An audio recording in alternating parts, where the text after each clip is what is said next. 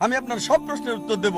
একটা প্রশ্ন না, আপনার সাথে অনেকক্ষণ কথা বলতে হবে। আমি সবগুলোর উত্তর দেবো ইনশাল্লাহ। কয়টা আছে? 10টা, 20টা, 50টা, 100টা? কতগুলো? আচ্ছা, আপনাকে বলবো। আনুমানিক কতগুলো?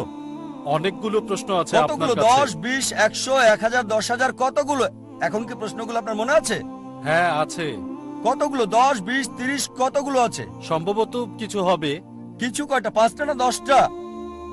আনুমানিক বলতে পারবো না, হয়তো 100টা হবে। আপনার 100 প্রশ্ন। ভাই, অনুষ্ঠানের শেষে আমরা বসবো, ঠিক আছে? সব প্রশ্ন লিখে রাখেন। ইনশাল্লাহ ইনশাল্লাহ চেষ্টা করব এবং সবগুলোর উত্তর দেব। ঠিক আছে। আপনাকে অনুরোধ করছি, সারা রাত আমরা আলোচনা করব। আমার সমস্যা নেই। আপনি সত্য অনুসন্ধানকারী, আমিও সত্য উদ্ঘাটনকারী। আমার কাজ সত্যকে উন্মোচন করা। আমি বিশেষজ্ঞ না। আমি চেষ্টা করবো আর আপনার 100টা প্রশ্নের উত্তর দেবো। তবে সন্দেহ আছে 100টা প্রশ্ন লিখতে পারবেন কিনা, আমার সন্দেহ আছে।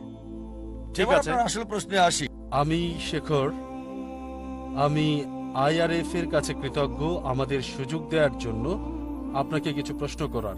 প্রথমবার আপনাকে দেখলাম, আমি আনন্দিত। আপনাকে সহজ প্রশ্ন করছি। আমি একজন ব্যবসায়ী। আমার আমার শখ হলো ধর্ম পাঠ করা। এগুলোর মধ্যে অবশ্যই কোরআন একটা। আর আমার প্রশ্নটা হচ্ছে খুবই সহজ। যেমন আমি জানতে চাই, আপনি আয়েশা সম্পর্কে যা বলেছেন খুবই সুন্দর, খুবই চমৎকার বিষয় আপনি বলেছেন। তাই আমার প্রশ্ন খুব সহজ আর ছোট করে বলছি। আর আমি আশা করছি ক্রস প্রশ্ন করার সুযোগ পাবো সমস্যা আপনার নেই। উত্তরের পর। বলেন। ধন্যবাদ। মুসলিমে আছে বুক নাম্বার 4 হাদিস নাম্বার 2127। এতে বলা হয়েছে একটা অংশে যে তিনি আমাকে মারলেন, আয়েশা আমার শরীরে, তাতে ব্যথা পেয়েছি। এরপর যদি মিসকাত আল আসাবি পড়েন, ভলিউম 2 পৃষ্ঠা 690, আর মুসলিমে আছে বুক নাম্বার 9 হাদিস 3506। এটার একটা অংশ, শুধু পয়েন্ট বলছি। সেখানে ওমর নবীকে বলতে চাচ্ছেন অথবা তাকে হাসাতে চাচ্ছেন।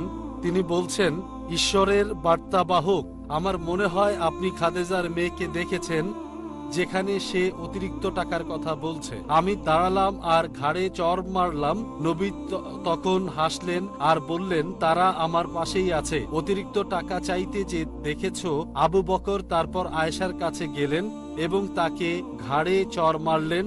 ওমর একই কাজ করলো হাফসার প্রতি। আমরা দেখছি এখানে একটা বিষয় চলে আসে।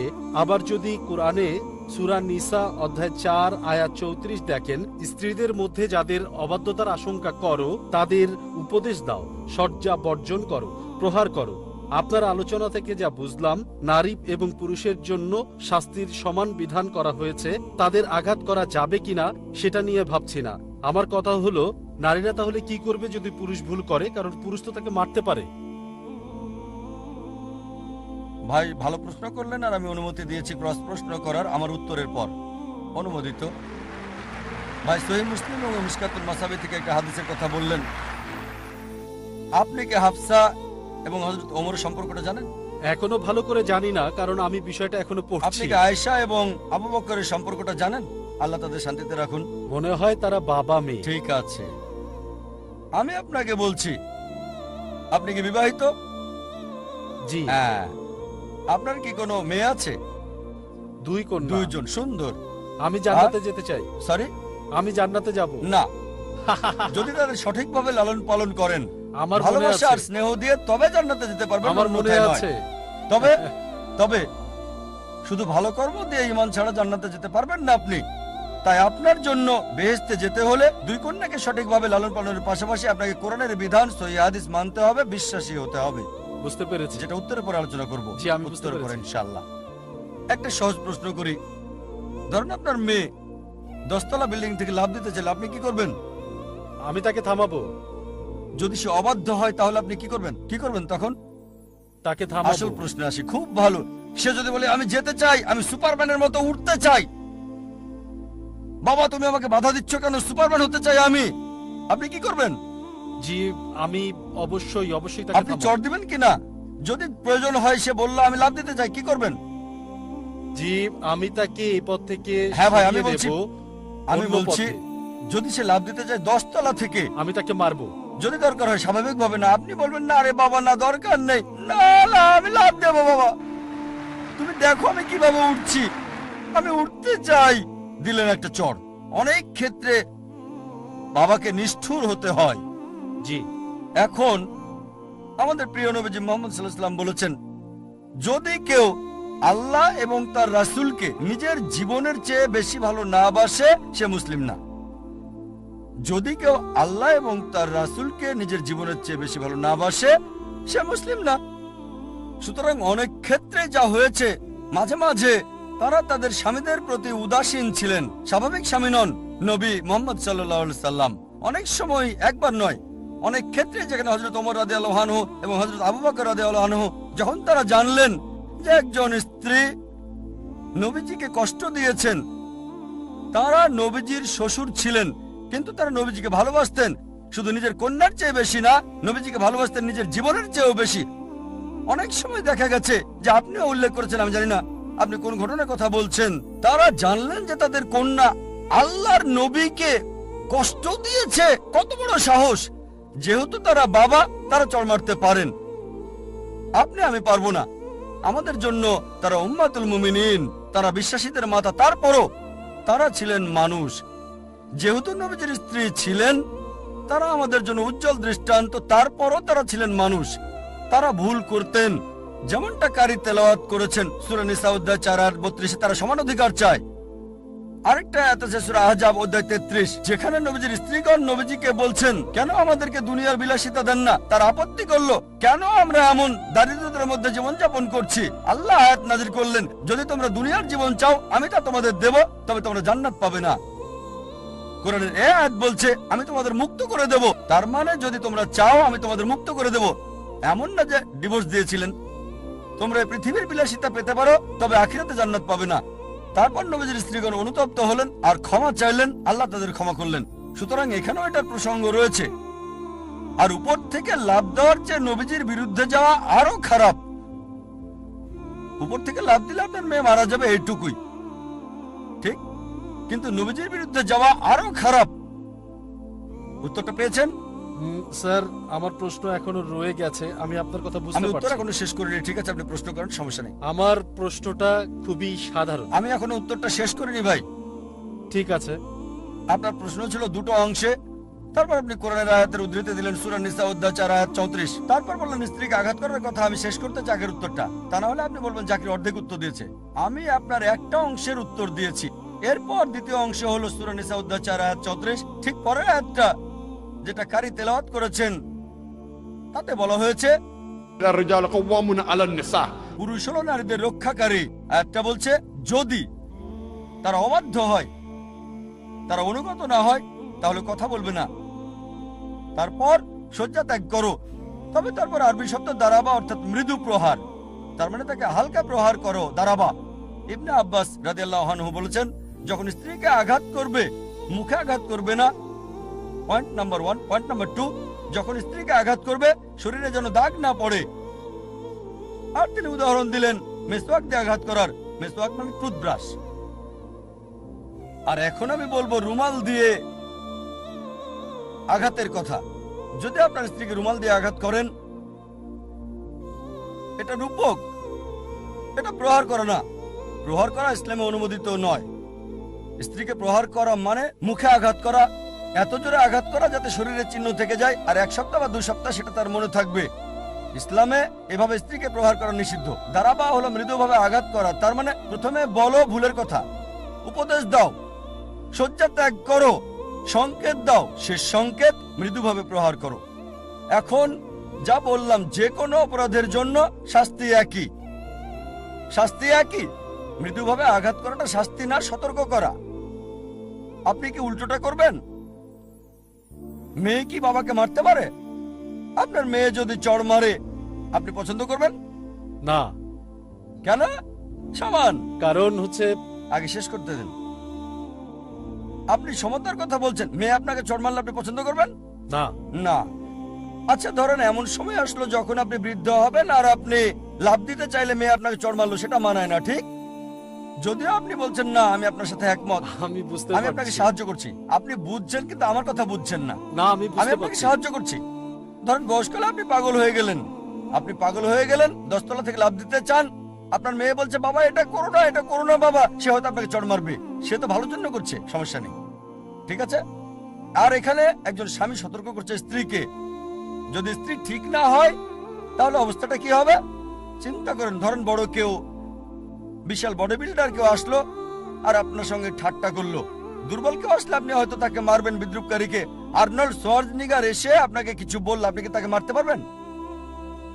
না, তাকে আঘাত করবেন? না। যদিও আপনার শক্তি আছে, শোয়ার্জনিগারের ক্ষেত্রে না। কেন? একইভাবে যেহেতু আল্লাহ বলেছেন আগের আয়াতে পুরুষকে বেশি শক্তি দেওয়া হয়েছে নারীদের তুলনায়, তাই একটা শারীরিক সংকেত, রূপক সংকেত একজন পুরুষ একজন নারীকে দিতে পারে, কিন্তু নারী দিতে পারে না, একজন নারী পারে না। অন্য কিছু সে করতে পারে। যেমন যেমন ধরেন যদি সে বাড়িতে রান্না করতে চায়, তখন স্বামীর দায়িত্ব হচ্ছে বাজারে যাওয়া। রান্না করতে সে নাও পারে, বাজারে না গেলে আমি রান্না করবো না, সে আপত্তি করতে পারে, ঠিক আছে, বলতে পারে রান্না করবো না, এটা তার এখতিয়ার।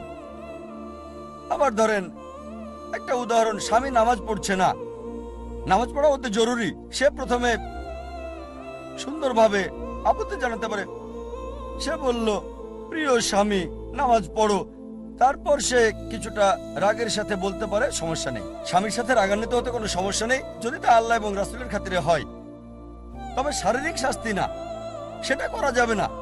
যদি শারীরিক শাস্তি দেন তাহলে বিশৃঙ্খলা হবে, শান্তি আসবে না।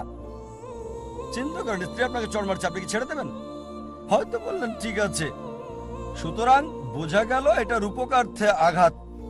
পশ্চিমা মিডিয়া কি করছে, তারা এটাকে স্ত্রী প্রহার হিসেবে তুলে ধরছে। স্ত্রী অত্যাচারিত কোথায়? কোনো হাদিস নেই। এ কারণে ইসলাম সবচেয়ে ভালো জীবন বিধান, কিভাবে জীবনযাপন করতে হবে স্ত্রীদের সাথে সেটা শিখিয়ে দেয়। আশা করি উত্তরটা পেয়েছেন। যদি পাল্টা প্রশ্ন থাকে তাহলে আপনি করতে পারেন। হ্যাঁ, আসলে দুইটা বিষয়। প্রাথমিকভাবে একটা বিষয় হলো, আপনি বললেন যে দারাবা, যার অর্থ মূলত ট্যাপিং, হ্যান্ড ওয়ার্ক ডিকশনারি থেকে যা বুঝতে পেরেছি, এটা এসেছে ইদ্রিব থেকে। যদি দেখেন আরবি শব্দটা দুইভাবে ব্যবহৃত হয়েছে। প্রথম কবিতায় আঘাত করা, যেটা ইদ্রিব, যে শব্দটা দারাবা থেকে এসেছে। প্রথমটা কবিতায় আঘাত করা, দ্বিতীয়টা পবিত্র কোরআনে 12 বার ব্যবহৃত হয়েছে। আঘাত করা কি বললেন? আঘাত আঘাত আঘাত করা, কবিতা রচনা করা বা কবিতা রচনা করা। কবিতা রচনা করা কাব্যিকভাবে। দ্বিতীয় অংশ শারীরিকভাবে আঘাত করা, এটা আছে সূরা 8 আয়াত 12, যেখানে এটা ফেরেশতার ব্যাপারে মাথা মোড়ানো, তাদের আঙুলের নখ কাটা, একই শব্দ ব্যবহৃত হয়েছে। তাহলে কিভাবে একই শব্দ হালকা হিসেবে ব্যবহৃত হতে পারে? আবার অন্যদিকে খুব ভালো প্রশ্ন। দ্বিতীয় অংশ, খুব ভালো প্রশ্ন, খুবই ভালো। দ্বিতীয় অংশ হলো, যদি সহি বুখারীতে ফিরে যাই, ভলিউম 7 হাদিস 715, আবার সম্মানিত, আসলে সেই সম্মানিত মহিলা আয়েশা বড় বিশেষজ্ঞ, আমি তার সম্পর্কে পড়েছি। আয়েশা বর্ণনা করেছেন যে একজন মহিলা সবুজ বোরখা পরা এবং তার কাছে অভিযোগ করলেন, অর্থাৎ আয়েশার কাছে, আর তাকে চামড়ায় আঘাতের দাগ দেখালেন। আর সেই সময় রীতি ছিল মহিলাদের মধ্যে একজন আরেকজনকে সাহায্য করে, মানে যখন আঘাত পায় তখন একজন আরেকজনকে সাহায্য করে। যখন আল্লাহ নবী আসলেন, আয়েশা বললেন, আমি কোনো মহিলাকে দেখিনি একজন বিশ্বাসী নারীর মতো দুঃখ ভোগ করতে। দেখেন, তার চামড়া কাপড়ের চেয়ে বেশি সবুজ হয়ে গেছে। এটা আমার দ্বিতীয় অংশ ছিল। দ্বিতীয় অংশটা আগে উত্তর করব, তারপর প্রথম অংশটা। সমস্যা নেই। তিনি নবীজির কাছে অভিযোগ করলেন যে কেউ একজন মহিলাটির প্রতি অবিচার করেছে। এর মানে এই নয় যে নবীজি তা সমর্থন করছেন।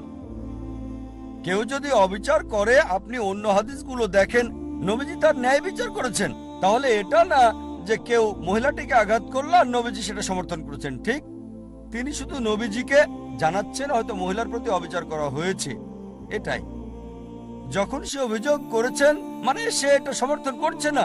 তিনি বলেননি, হে নবী, আমি খুব ভালো বিষয় শুনেছি, আমি দেখেছি মহিলাটাকে নির্যাতন করছে। যেহেতু তিনি অভিযোগ করেছেন, হযরত আয়েশা রাদিয়াল্লাহু আনহা অভিযোগ করেছেন, তার মানে সমর্থন করছেন না। তাই এখানেও আমরা জানলাম কারো উচিত নয় নারীদের প্রতি নির্যাতন করা এমন নিষ্ঠুর ভাবে। কিন্তু স্যার, হুবহু বক্তব্যটা দেখেন। তিনি বলেছেন আমি কোনো মহিলাকে দেখি নাই। এটা আয়েশার কথা, আমার বক্তব্য না।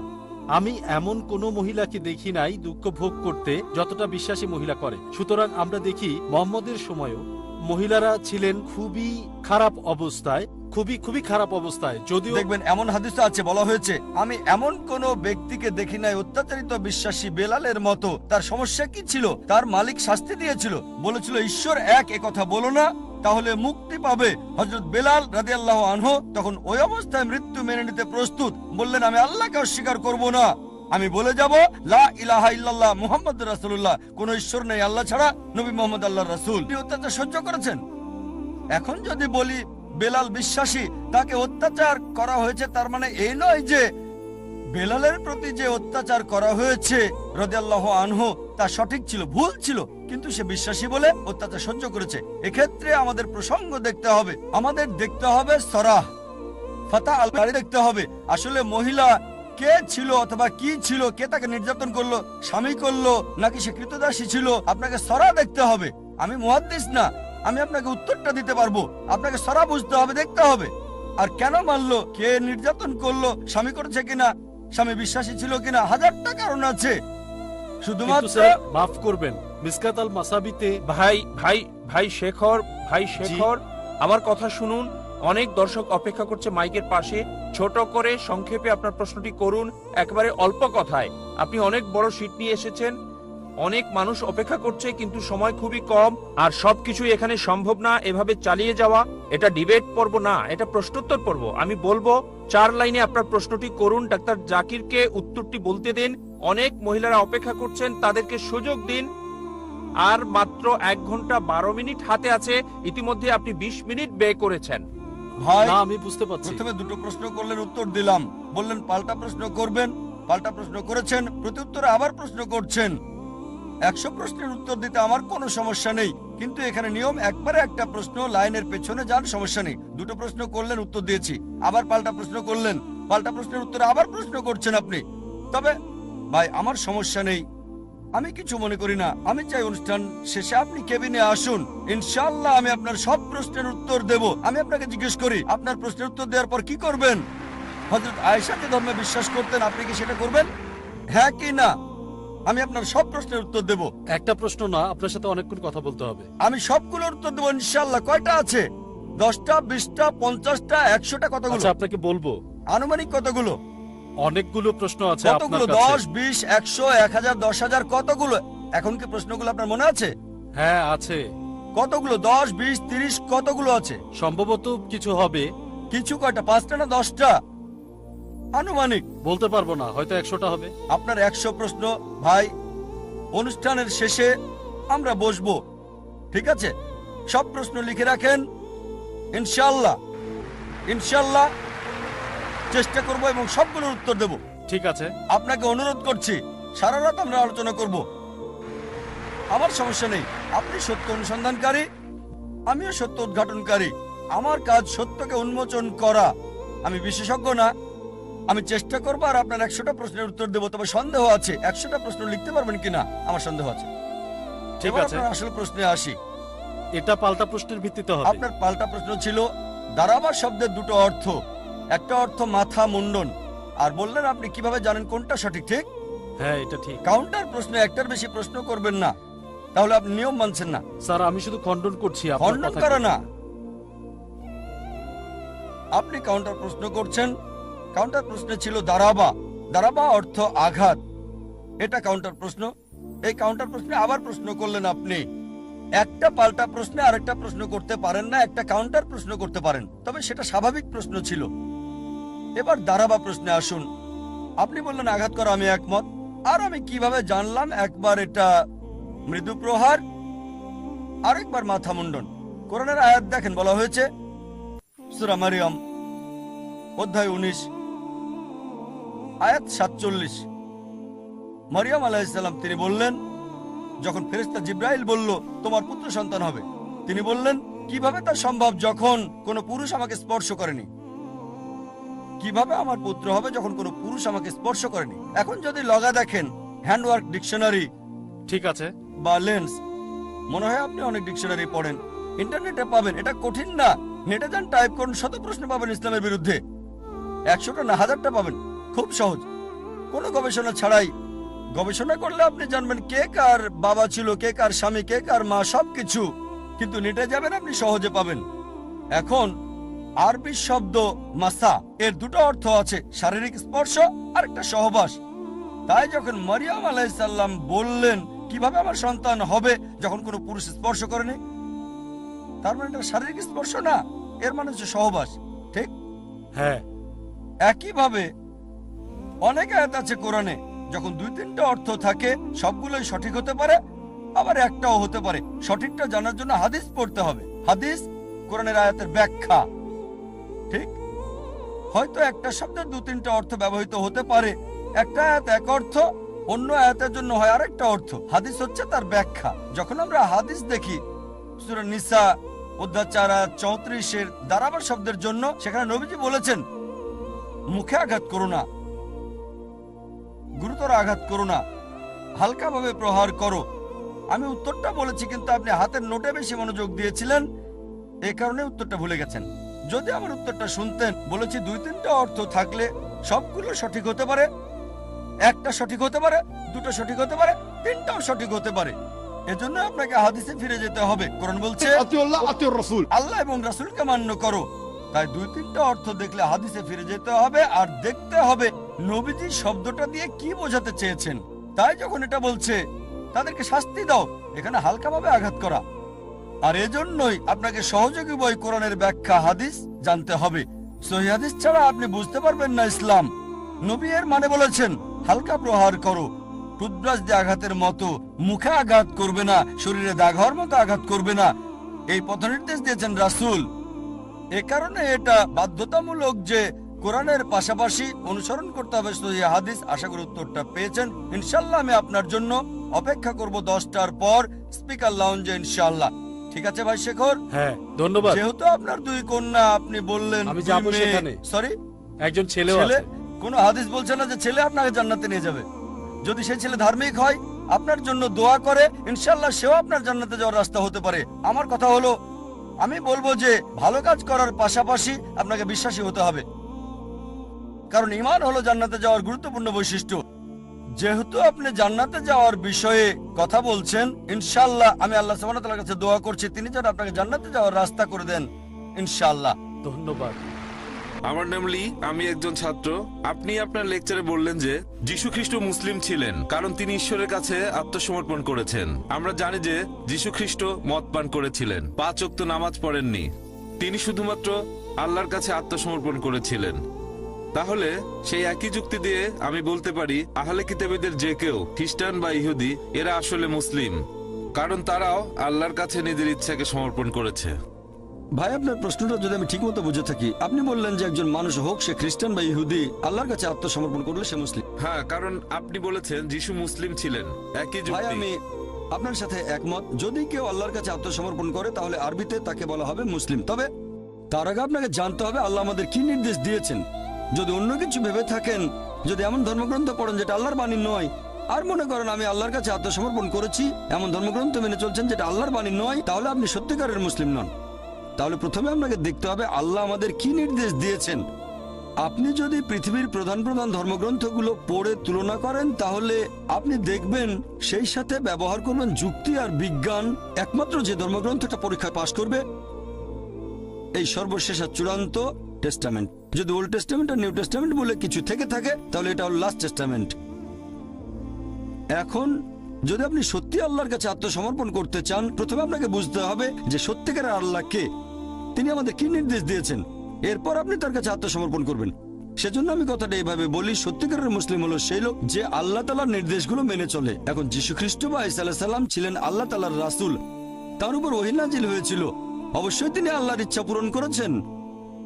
এখনকার দিনেও যদি একজন খ্রিস্টান, ধরে নেন আজকের লেকচারের যে বিষয়টা, অন্তত আসেন সেগুলো আমরা মেনে চলি যেগুলো আপনাদের আর আমাদের ধর্মগ্রন্থে এক।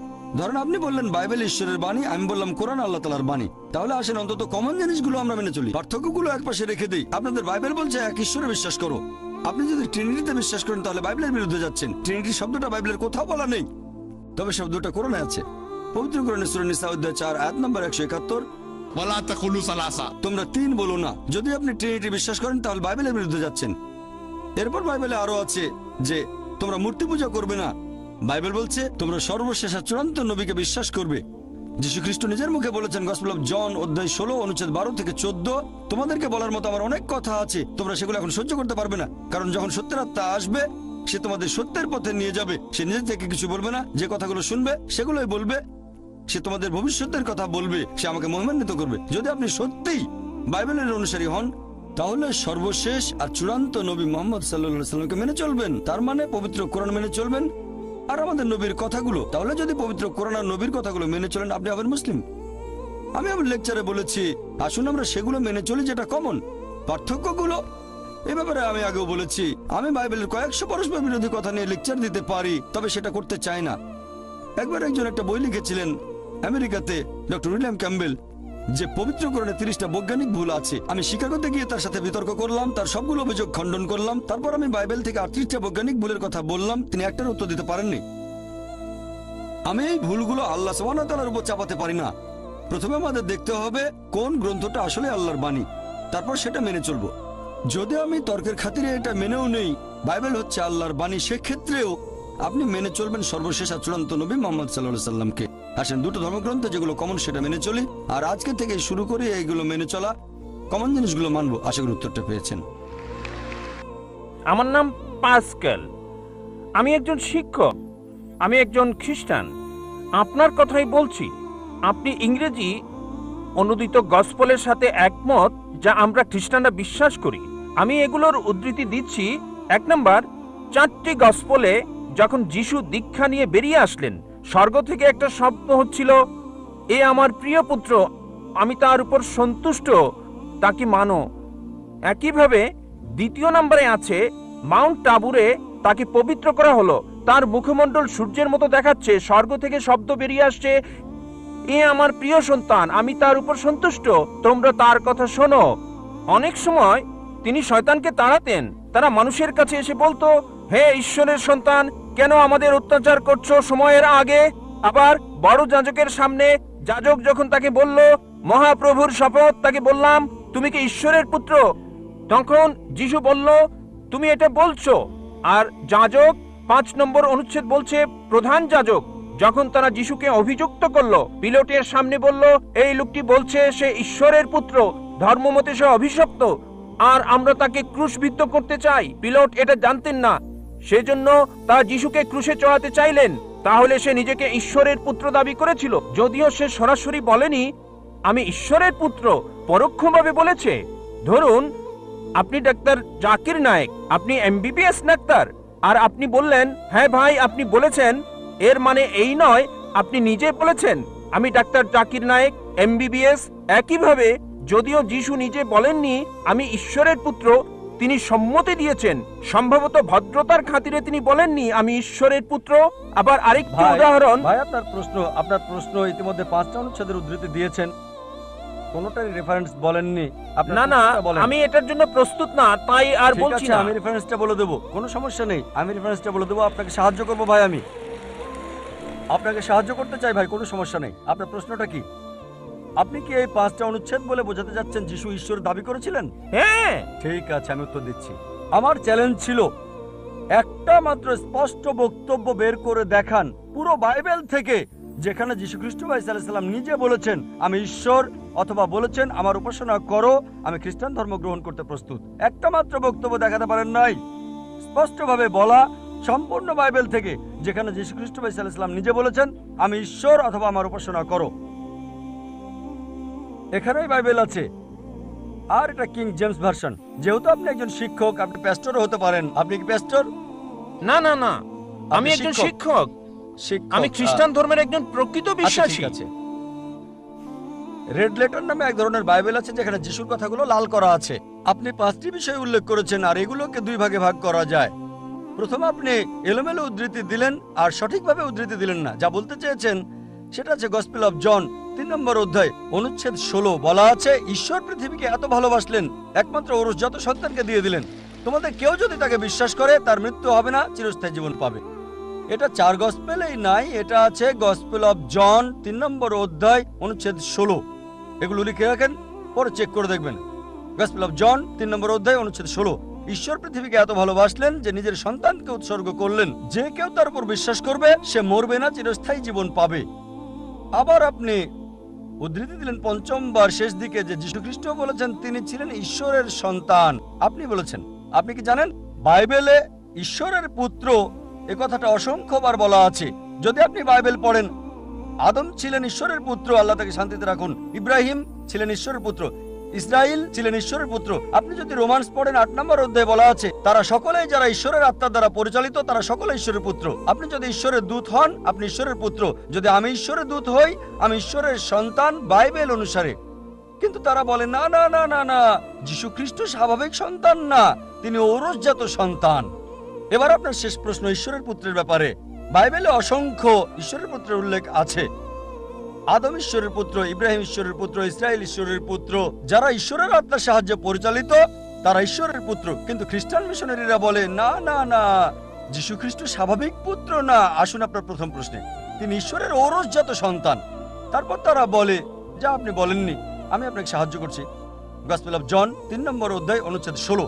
ঈশ্বরের পৃথিবীকে এত ভালোবাসলেন যে নিজের সন্তানকে উৎসর্গ করলেন, যে কেউ তাকে বিশ্বাস করবে সে মরবে না, চিরস্থায়ী জীবন পাবে। ভাই, আপনি কি বিগটন শব্দের অর্থ জানেন? বিগটন শব্দের অর্থটা কি? না, বিগটন শব্দটার অর্থ কি? বিগটেন মানে এটা না যা আপনি বুঝেছেন। এটা মানে আমি আপনাকে এটা হতে পারে না। জিজ্ঞেস করছি বিগটন শব্দটার অর্থ কি? হ্যাঁ, আমি জানি বিগটন শব্দের অর্থ কি। বিগটেন শব্দের দুটো অর্থ রয়েছে। যখন মানবজাতির বিষয়ে বলেন সে বিগটেন মানে তার রক্তমাংসের পুত্র। যখন ঈশ্বর বিগটেন বলেন তার মানে এটা কাউকে বোঝায় না, তাকে জন্ম দেয়া। এর মানে হলো গভীর সম্পর্ক পিতা এবং পুত্রের মাঝে। এটা যদি বলেন পুত্র, আমি বলি ধরেন কেউ এখানে আসলো আর আমি বললাম হে আমার পুত্র, সে কিছু মনে করবে না, কারণ তার অল্প বয়স। যদি আমি বলি যে পুত্র এখানে আসো, সে আসবে। যদি বলি বিগটন সন্তান এখানে আসো, সে আমার গালে চড় মারতে পারে। এই অভিযোগ করে যে নাউজুবিল্লাহ আমার দৈহিক সম্পর্ক তার মার সাথে। ঠিক যদি একটা ছোট বালককে বলি বিগটন সান, বা একটা যুবককে হতে পারে 23 বছরের, আমি 40-এরও বেশি, যদি বলি বিগটন সান এখানে আসো, সে হয়তো আমার গালে চড় মারতে পারে। কেন? বিগটন মানে ঈশ্বরের দ্বারা সায়ার, সায়ার মানে নিম্নজাতের প্রাণীর যৌন ক্রিয়া সম্পর্কিত। আর এ কারণে যদি আপনি রিভাইজড স্ট্যান্ডার্ড ভার্সন বাইবেলটা পড়েন, সংস্করণ করেছে 32 জন উচ্চ পদস্থ খ্রিস্টান পণ্ডিত, যাদের সমর্থন করেছে 50টি খ্রিস্টান চার্চ। তারা বলেছে বিগটন শব্দটি গসপেল অফ জন অধ্যায় 3 অনুচ্ছেদ 16 হচ্ছে অসাড় কথা, একটা মিশ্রণ, একটা প্রতারণা, এবং তারা এটাকে বাইবেল থেকে বাদ দিয়েছে। আপনি কি জানেন? যদি রিভাইজড স্ট্যান্ডার্ড ভার্সন বাইবেল পড়েন, যেটা সবচেয়ে বেশি বিকৃত, সংস্করণ করেছে 32 জন উচ্চ পদস্থ খ্রিস্টান বিশেষজ্ঞ, যাদেরকে সহায়তা করেছে 50টি বিভিন্ন খ্রিস্টান মিশনারি। তারা বলেছে এই বিঘটন শব্দটি হচ্ছে অসাড় কথা, একটা মিশ্রণ, একটা প্রতারণা, এজন্য এই বিঘটন শব্দটা তারা বাদ দিয়েছে। সুতরাং যদি বলেন পুত্র, তবে ঈশ্বরের পুত্র আছে বাইবেলে অসংখ্য। সুতরাং আপনার প্রথম এবং শেষ প্রশ্নের উত্তর আমি দিয়েছি। এবার আসুন আপনার দ্বিতীয় এবং তৃতীয় প্রশ্নে। বলেছেন তিনি শয়তানকে তাড়ান। পুরো উদ্ধৃতি দেন। আপনি পুরো বাক্যটা বলেননি, আমি আমার লেকচারে বলেছি। গসপেল অফ ম্যাথিউ অনুযায়ী অধ্যায় 12 28 নম্বর অনুচ্ছেদ তিনি বলেছেন আমি শয়তানকে তাড়িয়ে দিই ঈশ্বরের আত্মার সাহায্যে। গসপেল অফ লুক অধ্যায় 11 অনুচ্ছেদ 20 আমি শয়তানকে তাড়াই ঈশ্বরের আঙুলের সাহায্যে। এখানে বলছে না যে তিনি একা করেন, তিনি এটা করেন ঈশ্বরের সাহায্যে। এর মানে এই নয় যে তিনি ঈশ্বর। এই সবগুলো অনুচ্ছেদ যা আপনি বলছেন স্পষ্ট করে বলছে যে তিনি হচ্ছেন ঈশ্বরের দূত, তিনি নিজে ঈশ্বর ছিলেন না। এ কারণেই আমি চ্যালেঞ্জ করেছি আপনি পুরো বাইবেলে একটা মাত্র অনুচ্ছেদ দেখান যেখানে স্পষ্ট করে বলা যীশু খ্রিস্ট বা ঈসা আলাইহিস সালাম নিজে বলেছেন যে আমি ঈশ্বর, বা তিনি বলেছেন আমার উপাসনা করো, আমি খ্রিস্টান ধর্ম গ্রহণ করতে প্রস্তুত আছি।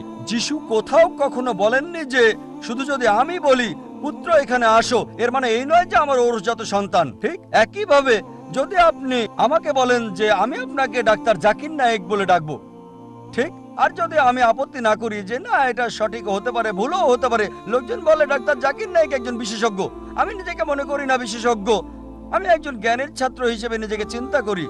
সুতরাং লোকজন আমাকে যদি বিশেষজ্ঞ বলে আর আমি নীরব থাকি, তার মানে এই নয় যে আমি গ্রহণ করছি। তারা আমাকে বিশেষজ্ঞ হিসেবে বিবেচনা করে, আমি নিজেকে বিবেচনা করি না। সবসময় নিজেকে জ্ঞানের একজন ছাত্র হিসেবে উল্লেখ করে থাকি, তালবে ইলম। সুতরাং আপনি বাইবেল থেকে যা উদ্ধৃতি করেছেন, বাইবেলের যেখান থেকে করেন রেড লেটার হতে হবে। রেড লেটার মানে যীশু খ্রিস্ট ইসা আলাইহিস সালামের কথা। একটা মাত্র বক্তব্য দেখান, স্পষ্ট অনুচ্ছেদ পরিষ্কার করে বলা পুরো বাইবেল থেকে, যেখানে যীশু খ্রিস্ট ইসা আলাইহিস সালাম নিজে বলেছেন যে আমি ঈশ্বর বা আমার উপাসনা করো, আমি খ্রিস্টান ধর্ম গ্রহণ করতে প্রস্তুত। আসসালামু আলাইকুম, আমার নাম আতিফ সুমার, আমি ছাত্র। আমার প্রশ্ন হলো, মূর্তি পূজা করার সময় হিন্দু বিশেষজ্ঞরা বলেন তারা সর্বশক্তিমান ঈশ্বরের উপাসনা করছেন, তবে এই মূর্তি হলো মনোযোগের জন্য। ইসলাম ধর্ম অনুযায়ী এটার কি অনুমতি আছে? ভাই, আপনি প্রশ্ন করলেন, হিন্দু বিশেষজ্ঞরা এটা মানেন যে মূর্তি পূজা করা ভুল, তবে ঈশ্বরের কাছে প্রার্থনা করার সময় মূর্তি রাখা হয় মনোযোগ দেওয়ার জন্য। তারা মানেন ঈশ্বরের প্রতি মূর্তি নেই, তবে মূর্তি হলো মনোযোগের জন্য। এটা সঠিক কিনা? এইসব হিন্দু বিশেষজ্ঞরা হিন্দু ধর্মগ্রন্থ পড়েছেন, আর এই বিশেষজ্ঞরা মানেন সর্বশক্ত ঈশ্বরের কোনো প্রতিমূর্তি নেই। তারা যেটা বলেন, যেসব মানুষ সচেতনতার নিচু স্তরে রয়েছে তাদের মনোযোগের জন্য মূর্তির প্রয়োজন হয়। যখন সচেতনতার উচ্চ স্তরে চলে যাবেন তখন মূর্তির প্রয়োজন হয় না। আমি এই পণ্ডিত আর বিশেষজ্ঞদের বলবো যে যেসব মানুষ সচেতনতার উচ্চ স্তরে, তাদের মনোযোগের জন্য মূর্তি লাগে না। আমরা মুসলিমরা অলরেডি সেই উঁচু স্তরে পৌঁছে গেছি, আমাদের মনোযোগের জন্য মূর্তির প্রয়োজন হয় না। এছাড়া এক পণ্ডিত আমাকে বলেছিলেন, আমাদের শিশুদের সাথে কথা বলার সময় তাদেরকে সহজভাবে বোঝাতে হয়। যদি আপনার ছেলে জিজ্ঞেস করে বিদ্যুৎ কেন চমকায়, আপনি বলবেন যে ঠাকুরমা ওখানে চাক্কি পিষছে, বিদ্যুৎ চমকাচ্ছে কারণ ঠাকুরমা চাক্কি পিষছে, স্বর্গে বসে ঠাকুরমা ময়দা গুঁড়ো করছে। আমি বললাম, ইসলাম অনুযায়ী আমরা মিথ্যে বলতে পারি না, ঠাট্টা করেও না। যদি আমার ছেলেকে বলি বিদ্যুৎ চমকাচ্ছে কারণ ঠাকুরমা চাক্কি পিষছে, যখন সে স্কুলে যাবে তখন জানতে পারবে যে বিদ্যুৎ চমকানোর কারণ হচ্ছে গরম বাতাসের আয়তন বেড়ে যাওয়া। তখন সে এরকম ভাববে আমার বাবা মিথ্যেবাদী। আমাদের বুঝতে হবে যে আমরা সত্যি কথা বলবো। পণ্ডিত আর বিশেষজ্ঞরা বলেন যে নিচু স্তরে মনোযোগের জন্য মূর্তির প্রয়োজন, উঁচু স্তরে গেলে মূর্তির প্রয়োজন হয় না। যেমন আমরা ক্লাস 2তে যখন পড়ি তাহলে দরকার হয়, উঁচু স্তরে গেলে দরকার হয় না। আমি তাদের বলি, ধরেন আমি একজনকে অঙ্ক পড়াচ্ছি ক্লাস 2তে, যখন আমরা অঙ্ক পড়াই তখন বলি 2 + 2 = 4। এখন 2 + 2 সমান এটা ক্লাস 10-এ উঠলেও সেটা 4, গ্র্যাজুয়েশনেও 4, পিএইচডি করলেও সেটা 4ই থাকবে। কোন সাবজেক্টের মূল শিক্ষাটা একই রকম থাকে। 2 + 2 = 4 হোক সেটা ক্লাস 2তে, ক্লাস 10-এ, গ্র্যাজুয়েশন অথবা পিএইচডিতে। ব্যাপারটা একেবারে পরিষ্কার। পবিত্র বেদে, হিন্দুদের ধর্মগ্রন্থে বলা হয়েছে যে ঈশ্বরের কোনো প্রতিমূর্তি নেই। এটাই মূল শিক্ষা। মূল জিনিসটাকে বদলাতে পারবেন না। কেউ যদি আমাকে বলে যে ক্লাস 2তে 2 + 2 = 5, আপনি ছেলেকে বলবেন না চিন্তা করো না, ক্লাস 10-এ উঠলে তোমাকে বলবো 2 + 2 = 4, আমি এখনই শুধরে দেব। তাই এটা সব হিন্দু বিশেষজ্ঞদের দায়িত্ব যে সাধারণ হিন্দুদের বলবেন হিন্দু ধর্মগ্রন্থ অনুযায়ী সর্বশক্ত ঈশ্বরের কোনো প্রতিমূর্তি নেই। এটাই মূল শিক্ষা। তাহলে একেবারে প্রাথমিক স্তরে বিশেষজ্ঞদের জানানো উচিত যে মূর্তি পূজা করা ভুল। আশা করি উত্তরটা পেয়েছেন। আমি অ্যান্টনি, আমি ফিলোসফির একজন ছাত্র। আপনার লেকচার থেকে আজকে যেটা শিখলাম যে সব ধর্মই বলে এমন সব কথা যেগুলো কমন, আর এমনকি মোহাম্মদও কমন, সব ধর্মেই আছে। কিন্তু পবিত্র কোরআনটা কোন দিক থেকে আলাদা? কোরআন এমন কি বলছে যেটা অন্য ধর্মে বলা নেই? যেমন ধরেন মোহাম্মদ, তার কথা সব ধর্মের বইতেই তো বলা হয়েছে। ভাই, খুব সুন্দর প্রশ্ন করেছেন। আপনি বললেন যেটা কমন সেটা মেনে চলতে। সব ধর্মগ্রন্থই বলে মুহাম্মদের কথা, আর কোরআনও বলছে মুহাম্মদের কথা। এখানে নতুন কি আছে? খুবই সুন্দর প্রশ্ন। অন্য সব ধর্মই বলে যে পরবর্তীতে একজন নবী পৃথিবীতে আসবেন, আর বাইবেলও বলছে। আপনি তো খ্রিস্টান, সম্ভবত আপনি পবিত্র বাইবেল পড়েছেন, গসপেল অফ জন 16 নম্বর অধ্যায়ের 12 নম্বর থেকে 14 অনুচ্ছেদে আছে, ঈসা আলাইহিস সালাম শিষ্যদের বলছেন, আমি তোমাদের অনেক কথা বলতে চাই, কিন্তু তোমরা এখন সেটা বুঝতে পারবে না, কারণ যখন সত্যের আত্মা তোমাদের সামনে আসবে সে তোমাদের সত্যের পথে নিয়ে যাবে। আর সে তার নিজের কথা বলবে না, যা শুনবে সে কথাগুলোই বলবে। সে তোমাদের ভবিষ্যতের কথা বলবে, সে আমাকে মহিমান্বিত করবে। তার মানে সব ধর্মগ্রন্থ, হিন্দু, পার্সি, বৌদ্ধ, ইহুদি, খ্রিস্টান সবাই বলছে একজন নবী পৃথিবীতে আসবেন, একজন নবী আসবেন। কিন্তু কোরআন বলছে ইনিই সেই নবী যার উপর কোরআন নাজিল হয়েছে। সেই নবী চলে এসেছেন। যখন আপনি ক্লাস 1-এ পড়ছেন, আপনার স্কুলে সবার উপরে ক্লাস 10, তারপর ক্লাস 2-তে উঠলেন, তখনও লক্ষ্য ক্লাস 10, তারপর ক্লাস 3-তে উঠলেন, তখনও ক্লাস 10ই লক্ষ্য। এখানে শুধু স্কুলের কথা বলছি। Class 5, class 6, class 7, class 8, class 9, তারপর ক্লাস 10-এ উঠলেন, তারপর এসএসসি পরীক্ষা দেবেন, ঠিক? তার মানে এই না যে ক্লাস 1 আর ক্লাস 10 এর পড়াশোনা এক। আপনি ক্লাস 10 এর জন্য প্রস্তুতি নিচ্ছেন। প্রস্তুতি নেওয়া হয়েছে 1400 বছর আগে। আল্লাহ তাআলা এই নবীকে পাঠিয়েছেন। যীশু খ্রিস্ট বলেছেন, আমি তোমাদের অনেক কথা বলতে চাই, কিন্তু তোমরা এখন তা বুঝতে পারবে না, কারণ যখন সত্যের আত্মা তোমাদের সামনে আসবে সে তোমাদের সত্যের পথে নিয়ে যাবে। তাহলে 1400 বছর আগে আল্লাহ তাআলা বুঝেছিলেন যে সেটাই সঠিক সময়। এখন পৃথিবীর মানুষ এই কথাগুলো বুঝতে পারবে, অর্থাৎ পবিত্র কোরআন। অন্যান্য সব ধর্মগ্রন্থে একথা বলা হয়েছে যে মহান ঈশ্বর একজন। বর্ণনাগুলো হয়তো আলাদা। সব ধর্মগ্রন্থে বলছে এক স্রষ্টার কথা। আমরা মানব নবীদের আর চূড়ান্ত নবী মুহাম্মদ সাল্লাল্লাহু আলাইহি ওয়াসাল্লামকে। সারমর্মটা হচ্ছে একই, বর্ণনাগুলো হয়তো আলাদা। আর পবিত্র কোরআনে সূরা মাইদা 3 নম্বর আয়াতে বলা হয়েছে, আজ এই দিনে আমি তোমাদের দিন পূর্ণাঙ্গ করলাম, তোমাদের দিন মনোনীত করলাম ইসলাম, তোমাদের প্রতি আমার অনুগ্রহ সম্পূর্ণ করলাম পুরো মানুষ জাতির জন্য। পবিত্র কোরআন নাজিল হওয়ার পর নতুন কিছু যোগ করা যাবে না, কোনো কিছু বাদ দেওয়া যাবে না। আমি এই কথা আগেও বলেছি। আপনারা তো বলেন ওল্ড টেস্টামেন্ট আর নিউ টেস্টামেন্ট, পবিত্র কোরআন হলো লাস্ট টেস্টামেন্ট। তাহলে পার্থক্যটা হলো এই পবিত্র কোরআন হলো শেষ কিতাব, আল্লাহ তাআলার নাজিলকৃত লাস্ট টেস্টামেন্ট। আপনারা বলেন ওল্ড টেস্টামেন্ট আর নিউ টেস্টামেন্ট। পবিত্র কোরআন হলো লাস্ট টেস্টামেন্ট। অন্য সব ধর্মগ্রন্থ সেগুলো বলছে একটা বইয়ের কথা, পবিত্র কোরআন মুহাম্মদ সাল্লাল্লাহু আলাইহি সাল্লামের ক্ষেত্রে একই কথা। অন্য ধর্মগ্রন্থ বলে যে নবী মুহাম্মদ আসবেন। ইসলাম আমাদের শেখায় আল্লাহ নবীর কাছে যে কিতাব নাজিল করেছেন আর আমাদের নবীজির হাদিসের মাধ্যমে, এটাই হলো চূড়ান্ত ধর্ম পুরো মানুষ জাতির জন্য। আদম আলাইহিস সালাম থেকে প্রথম মানুষটা থেকে শেষ দিন পর্যন্ত এখনো আছে, শেষ পর্যন্ত থাকবে। অন্য সব ধর্মই বলছে এক ঈশ্বরের কথা, বলছে যে শেষ নবী আসবেন। আপনাকে এটা মানতে হবে, এটা মানতে হবে, প্রয়োগ করতে হবে, তাহলে সত্যিকারের খ্রিস্টান হতে পারবেন।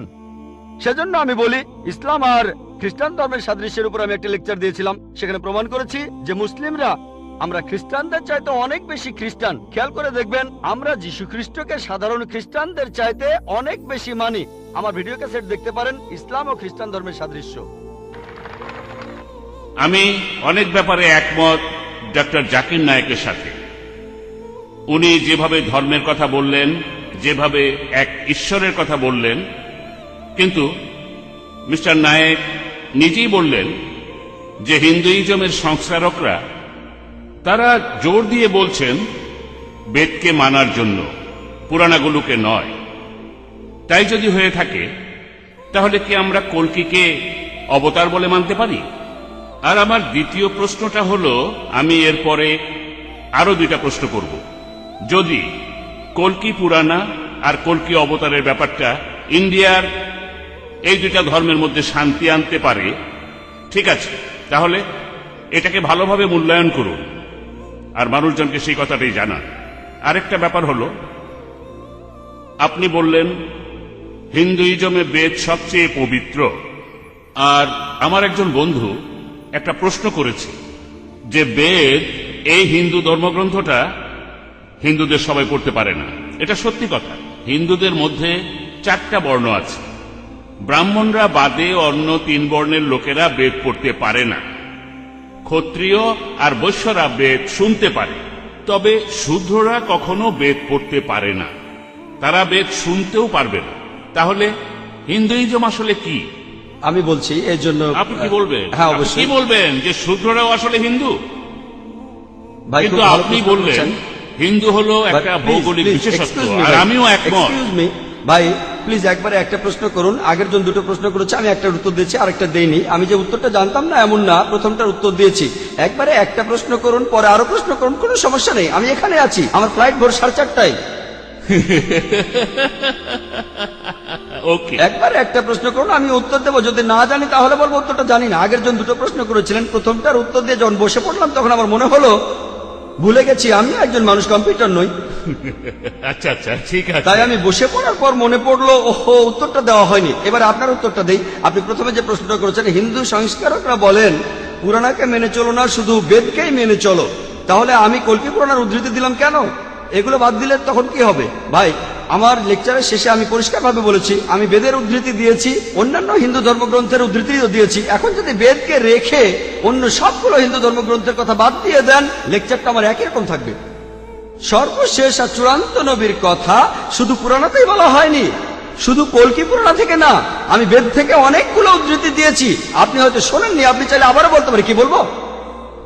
ঋগ্বেদের 1 নম্বর গ্রন্থের 13 অনুচ্ছেদের 3 নম্বর পরিচ্ছেদ, ঋগ্বেদের 1 নম্বর গ্রন্থের 18 অনুচ্ছেদের 9 নম্বর পরিচ্ছেদ, ঋগ্বেদের 1 নম্বর গ্রন্থের 142 অনুচ্ছেদের 3 পরিচ্ছেদ, শুধুমাত্র বেদের মধ্যেই কয়েকশো পরিচ্ছেদে মোহাম্মদ সাল্লাল্লাহু আলাইহি ওয়াসাল্লামের কথা বলা হয়েছে। আমি আমার লেকচারেই বলেছি যদি কল্কি পুরাণ বাদ দেন, কল্কি অবতার বাদ দেন, তারপরেও আপনি পাবেন নরসংসা, আপনি পাবেন কাউরামা, আপনি পাবেন আভান্দু, অথর্ব বেদে আছে, সাম বেদে আছে, ঋগ বেদে আছে, 4টা বেদে এইসব কথা, 4টাতেই 100% 4টাতেই। এখানে আমি অল্প সময়ে কিছু উদ্ধৃতি দিয়েছি, বুঝতে পারছেন ভাই? যদি কল্কি পুরাণের কথাগুলো বাদ দেন তারপরও শান্তি আসবে, শুধু যদি বেদকে মানেন।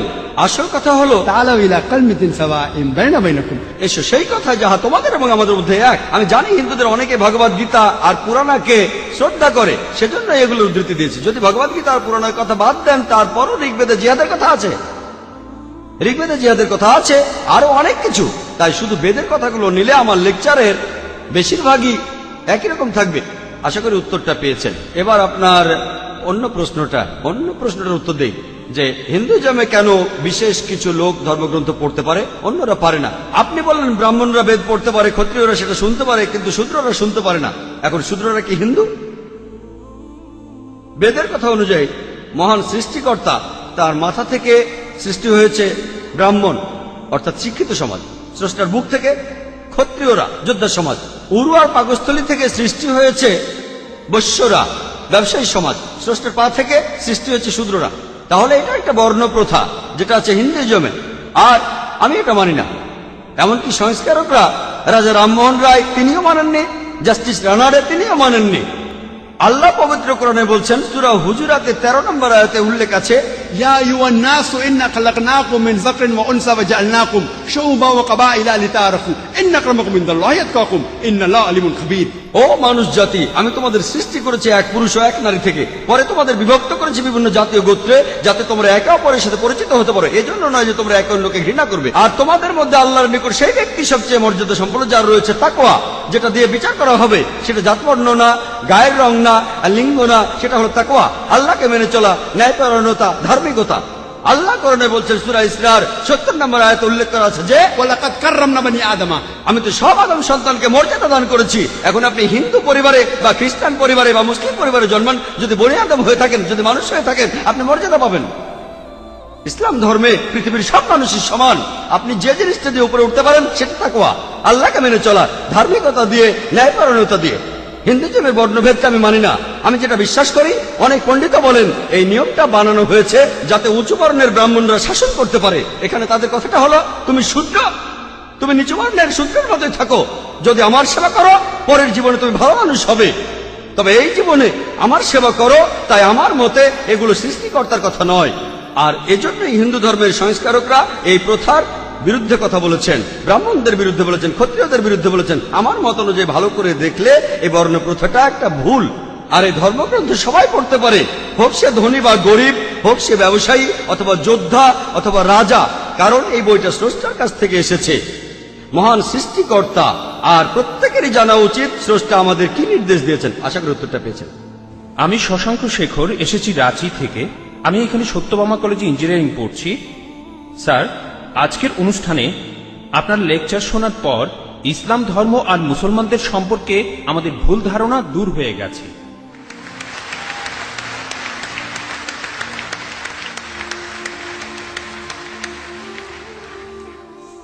স্যার, আমি জম্মু আর কাশ্মীরে গিয়েছি, সেখানকার ভীতিকর অবস্থা দেখেছি। মানুষ সেখানে কষ্টে আছে মুসলমানদের সেই তথাকথিত জিহাদের কারণে। স্যার, আমার প্রশ্নটা হলো, ইসলাম কি এইসব কাজের অনুমতি দেয়? যদি না দেয়, তাহলে এই জিহাদ শব্দটার অর্থ আসলে কি? কারণ পবিত্র কোরআনেই সূরা আরাফের 56 নম্বর আয়াতে বলা হয়েছে, তোমরা বিপর্যয় ঘটিও না। অথবা সূরা শুরার 40 নম্বর আয়াতে বলা হয়েছে যে প্রতিশোধ নেয়ার চাইতে ক্ষমা করা উত্তম। অথবা সূরা মাইদার 32 নম্বর আয়াতে বলা হয়েছে যে যদি কেউ কাউকে হত্যা করে, সে মানব জাতিকেই হত্যা করল। স্যার, একই বিষয় নিয়ে আমার আরো প্রশ্ন আছে। সেটা হলো, ইসলাম ধর্মে কোন জিনিসটাকে আমরা বেশি গুরুত্ব দেব, ধর্ম বা মাযহাব, নাকি আমাদের দেশ, মাদারল্যান্ড, মাতৃভূমি বা কওম? অনেক ধন্যবাদ। ভাই, আপনি খুব সুন্দর একটা প্রশ্ন করেছেন। প্রথম প্রশ্নটা হচ্ছে ইসলাম ধর্মে জিহাদ নিয়ে প্রশ্ন করলেন যে কেন মানুষ যুদ্ধ করছে কাশ্মীরে, যা হচ্ছে জিহাদ, এটাকে ইসলাম কি অনুমতি দেয়? জিহাদ শব্দের অর্থ কি? এটা কি কোরআনে সূরা মাইদার 32 নম্বর আয়াতের বিরুদ্ধে যায় না? ভাই, এই জিহাদ সম্পর্কে বলি, এ ব্যাপারে ভুল ধারণা শুধু অমুসলিমদের মধ্যে নেই, মুসলমানদের মধ্যেও রয়েছে। বেশিরভাগ মানুষই এমনটা ভাবে যে কোনো মুসলিম যদি কোনো যুদ্ধ করে, যে কোনো যুদ্ধ হতে পারে নিজের সুবিধার জন্য, হতে পারে পলিটিক্সের জন্য, হোক সেটা ভাষার জন্য, হোক বর্ণের জন্য, সেটাই হলো জিহাদ। মুসলমানদের যুদ্ধ করাটাকে জিহাদ বলা হয় না। জিহাদ শব্দটা এসেছে আরবি শব্দ জাহাদা থেকে, তার মানে চেষ্টা করা, তার মানে পরিশ্রম করা। জিহাদ মানে সংগ্রাম, কোনো কিছুর জন্য চেষ্টা বা পরিশ্রম করা। ইসলামিক অভিধান অনুযায়ী জিহাদ অর্থ কারো অসৎ প্রবৃত্তির বিরুদ্ধে সর্বশক্তি দিয়ে লড়াই করা। এছাড়াও জিহাদ মানে সমাজের উন্নতির জন্য চেষ্টা করা। এছাড়াও জিহাদ শব্দটা যে যুদ্ধক্ষেত্রে আত্মরক্ষাকেও বোঝানো হয়ে থাকে। জিহাদের অর্থ অন্যায় অত্যাচারের বিরুদ্ধে লড়াই করা। জিহাদের মূল অর্থ চেষ্টা বা পরিশ্রম করা। অনেক মানুষের ভুল ধারণা আছে যে জিহাদ মানে পবিত্র যুদ্ধ, তারা জিহাদের অনুবাদ করে পবিত্র যুদ্ধ। পবিত্র যুদ্ধ বলে যে আরবি শব্দটা আছে সেটা হারবুম মুকাদ্দাসা। যদি আপনারা কোরআন পড়েন, কোরআনের কোথাও পাবেন না, একটা আয়াত নেই, অথবা নবীজি সাল্লাল্লাহু আলাইহি সাল্লামের সহিহ হাদিসেও কোনো জায়গায় হারবুম মুকাদ্দাসার কথা বলা নেই। এই শব্দটা কোরআন বা হাদিসে নেই। জিহাদ শব্দটার অনুবাদ কোনোভাবেই পবিত্র যুদ্ধ নয়। ঐতিহাসিকরা এই পবিত্র যুদ্ধ শব্দটা প্রথম ব্যবহার করেছিল খ্রিস্টানদের ক্রুসেডকে বোঝানোর জন্য, যারা খ্রিস্টান ধর্ম প্রচার করেছে আর হাজার হাজার মানুষ হত্যা করেছে। দুর্ভাগ্যজনকভাবে বেশিরভাগ লোক, এমনকি তথাকথিত মুসলমান পণ্ডিতগণ জিহাদের অনুবাদ করে পবিত্র যুদ্ধ। এটা ভুল অনুবাদ।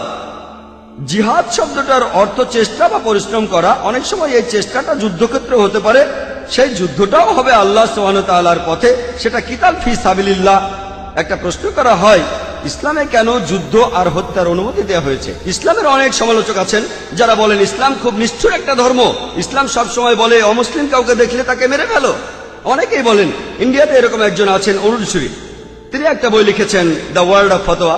তিনি সূরা তাওবার 5 নম্বর আয়াতের উদ্ধৃতি দিয়ে বলেছেন যে কোরআন বলছে কোন কাফিরদের যেখানেই পাবে, ব্র্যাকেটে হিন্দু, তাদেরকে হত্যা করবে। যদি আপনি পবিত্র কোরআনের সূরা তাওবার 5 নম্বর আয়াতটা দেখেন, সেখানে বলা হয়েছে কাফিরদের যেখানে পাবে হত্যা করবে। তবে এই উদ্ধৃতিটার প্রসঙ্গের কথা এখানে বলা নেই। যদি আপনারা এই আয়াতটার আগের আয়াতগুলো পড়েন, সেখানে একটা শান্তি চুক্তির কথা বলা হয়েছে, মক্কার মুশরিকদের সাথে মুসলিমদের একটা শান্তি চুক্তি।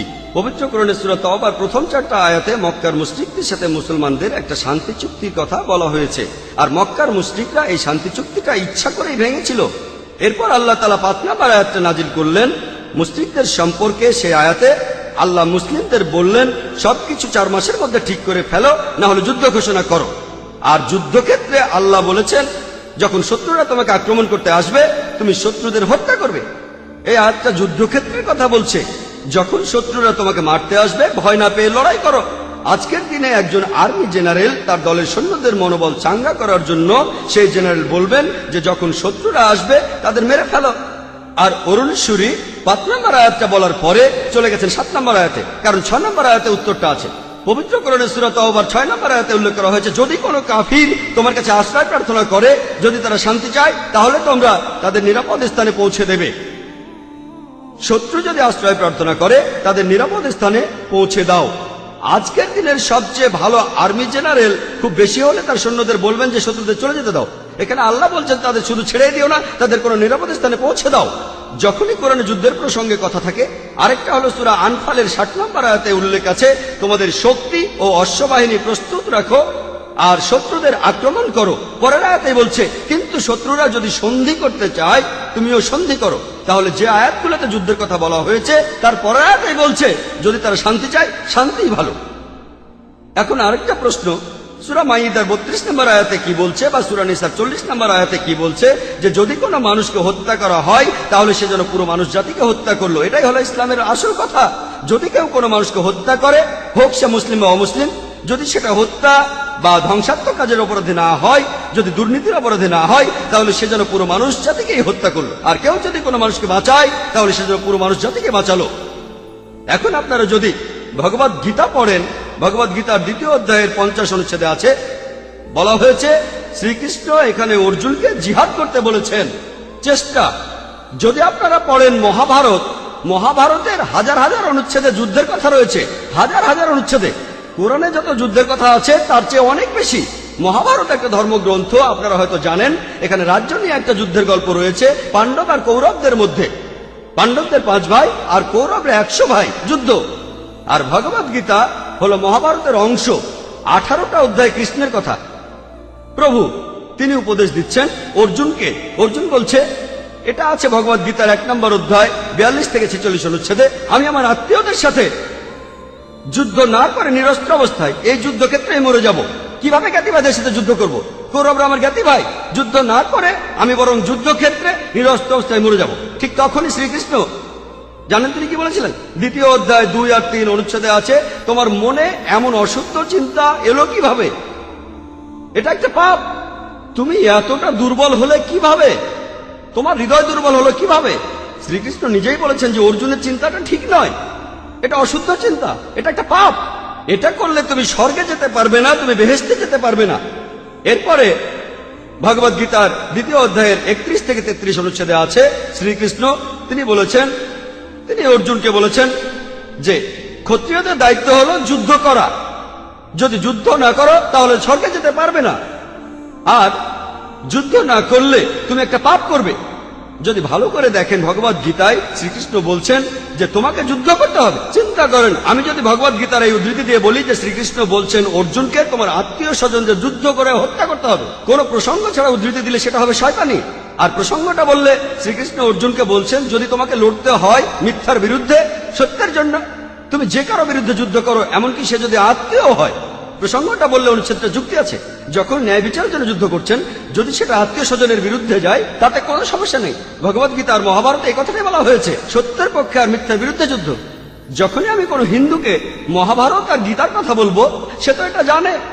সে বলবে না, মহাভারত আর গীতায় সত্যের সাথে মিথ্যার যুদ্ধের কথা বলা হয়েছে। আর ঠিক এরকম কথাই আছে পবিত্র কোরআনে। তাহলে মহাভারত আর গীতার উদ্ধৃতিগুলো শুনলে আপনি কোরআনকেও বুঝতে পারবেন। এছাড়াও অনেক লোক বলে ও কোরআনে জিহাদের কথা বলছে, আপনি জিহাদ করতে গিয়ে মারা গেলে বেহেশতে যাবেন। অনেকে আছেন, তাদের একজন অরুণ সুরি বলছেন, তিনি সহিহ বুখারী থেকে হাদিসের উদ্ধৃতিও দিয়েছেন। 4 নম্বর খণ্ড বুক অব জিহাদ 2 নম্বর অধ্যায়ের 46 নম্বর হাদিস বলা হয়েছে একজন মুজাহিদ হলো সেই লোক যে আল্লাহ সুবহানাহু ওয়া তাআলার পথে চেষ্টা করে, আর আল্লাহ নিজেই জানেন কে চেষ্টা করছে। এরপরে নবীজি বলেছেন যদি কোনো মুজাহিদ যুদ্ধক্ষেত্রে মারা যায় সে জান্নাতে যাবে, সে পরকালে বেহেশতে যাবে। কিন্তু যদি সে ফিরে আসে, মারা না যায়, সে ফিরে আসবে গনিমতের মাল নিয়ে। এই হাদিসটা আর কোরআনের বিভিন্ন আয়াতের কথা বলছেন ইসলামের সমালোচকরা। আমি ভাবি হিন্দু সমালোচকরা এই উদ্ধৃতিটা দেয় কিভাবে? তারা কি ভগবদ গীতা পড়েনি? তারা কি মহাভারত পড়েনি? এমনকি শ্রীকৃষ্ণ তিনি ভগবদ গীতায় বলেছেন 2য় অধ্যায়ের 37 অনুচ্ছেদে আছে, হে অর্জুন, হে কুন্তির পুত্র, যুদ্ধের প্রস্তুতি নাও। যদি যুদ্ধে মারাও যাও কোনো সমস্যা নেই, তুমি স্বর্গে চলে যাবে। আর যদি তুমি জয়লাভ করে ফিরে আসো তাহলে তুমি এই পৃথিবীর ধন সম্পদগুলো পাবে। হাদিসে একই কথা আছে। তাহলে কৃষ্ণ যখন অর্জুনকে বলছে যুদ্ধ করো, সমস্যা নেই, যদি মারা যাও স্বর্গে চলে যাবে। যদি যুদ্ধে জিতে ফিরে আসো তুমি অনেক ধন সম্পদ পাবে। সহিহ বুখারীও একই কথা বলছে, কোরআনেও একই কথা আছে। তাহলে ধর্মগ্রন্থগুলো পড়লে আমরা একে অন্যকে ভালোভাবে বুঝতে পারবো। তাহলে ইসলামে যুদ্ধের অনুমতি আছে শেষ উপায় হিসেবে, আত্মরক্ষার জন্য আর অত্যাচারের বিরুদ্ধে, না হলে নয়। আর জিহাদ অর্থ চেষ্টা বা পরিশ্রম করা। এবার আমরা দ্বিতীয় প্রশ্নে আসি, কোনটা বেশি ইম্পর্টেন্ট? এখানে বেশি ইম্পর্টেন্ট কি দেশের আইন কানুন মেনে চলা, নাকি মাযহাব বা দ্বীনকে মানা? যেন আমাকে প্রশ্ন করছেন আমার উপর কার দাবি আগে, আমার বাবার দাবি আগে না মায়ের দাবি আগে? ভাই, দেশের আইন আর ধর্মের আইন মানার ব্যাপারে একটা কথা বলি, আল্লাহকে মানার ব্যাপারে বলি। মহান ঈশ্বর আমাদের সৃষ্টিকর্তা, তিনি আমাদের চাইতে অনেক উপরে। ঈশ্বরের আইন মেনে চলাটা আমাদের কাছে সবচেয়ে ইম্পর্টেন্ট। অন্য যে কোনো আইনের চাইতে সে আইনকে যেই লিখুক না কেন। তবে আমি একজন ইন্ডিয়ান, আমি জানি যে ইন্ডিয়ার সংবিধানে এমন কোনো আইন নেই যেটা ইন্ডিয়ার কোনো মুসলমানকে তার ধর্ম পালন করতে বাধা দেয়। কোনো বাধা নেই। সত্যি বলতে ইন্ডিয়া এমন একটি দেশ যার সংবিধানে লেখা আছে যে ইন্ডিয়ার নাগরিক, তাদের জন্য এটা জন্মগত অধিকার যে তারা তাদের ধর্ম পালন করতে পারবে। আমিও সে কাজই করছি। ইন্ডিয়ায় এমন একটা আইনও নেই যেটা আমাকে আমার ফরজ পালনে বাধা দেয় আর আমাকে দিয়ে হারাম কাজ করাতে বাধ্য করে। এমন কোনো আইন নেই। আমি 5 ওয়াক্ত নামাজ পড়তে চাইলে পড়বো, না পড়তে চাইলে পড়বো না। ইন্ডিয়ার সংবিধানে এমন একটা আইনও নেই যেটা আমাকে ভালো মুসলিম হতে বাধা দেয়। আমি এখানে আমার কথা বলতে পারি, আমি একজন ভালো মুসলিম আলহামদুলিল্লাহ, আর একজন ভালো ইন্ডিয়ানও। আর সংজ্ঞা অনুযায়ী, ভৌগোলিক সংজ্ঞা অনুযায়ী একজন ইন্ডিয়ানকে ভৌগোলিকভাবে বলা হয় হিন্দু। হিন্দু যদি হয় ভৌগোলিক সংজ্ঞা, আমি ইন্ডিয়ার একজন হিন্দু এবং ইসলাম ধর্ম পালন করি।